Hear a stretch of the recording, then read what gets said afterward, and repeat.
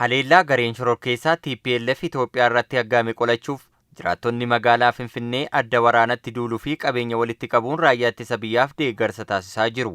Bulchiinsi kutaa magaalaa Araadaas miseensota haaraa gara adda waraanatti erguun dabalata deeggarsa adda addaa taasisaa jira. Kutaan magaalattii guyyoota 8 darban qofaa sochii qabeenya walitti qabuu gaggeessan birrii miiliyoona 41 ol walitti qabuu hojii gaggeessaa olaanaan kutaa bulchiinsa magaalaa Araadaa obbo Abbawaይ ዮሐንስ ibsaniiru. አካባቢያችንን እየጠበቅን ግንባር ላይ እየተፋለመ ያለውን ደግሞ መከላከያችን በተለይ ዘርፍ እናግዛለን በሚል naannoo keenya eegaa raayyaa ittisa biyyaa adda waraanaatti argamu ni deeggarraa jechuun hojjechaa jirra. Dargaggoota hedduus gara adda waraanaatti ergineerra. Raayyaa ittisa biyyaa humna namaan jajjabeessuu qabna. Loojistikiin deeggaruun barbaachisaadha. Akka kutaa magaalaa keenyaatti raayyaa ittisa biyyaaf birrii miiliyoona 41 ol walitti qabuu dandeenyeerra.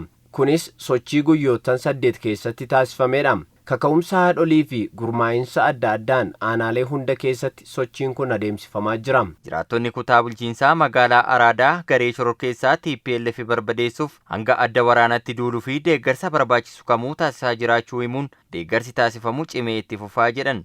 መከላከያ ሀገር የሚያስጠብቀው መከላከያ ብቻ አይደለም. Biyya kan eegu raayyaa ittisa biyyaa qofaa miti.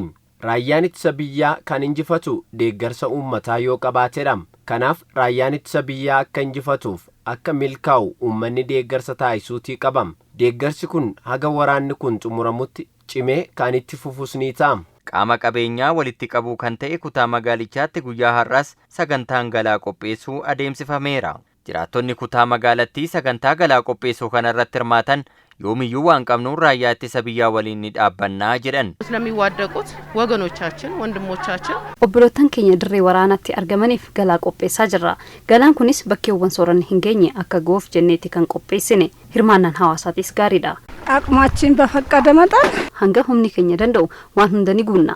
Raayyaa ittisa biyyaa waliinis jirra. Biyyi keenya diina keessaa fi miti diina biyya alaatiifuu jilbiiffattee hin beektu. Biyya kabajamtee jiraatteedha. Ammas kabajamtee dhalootaaf akka darbitu barbaanna.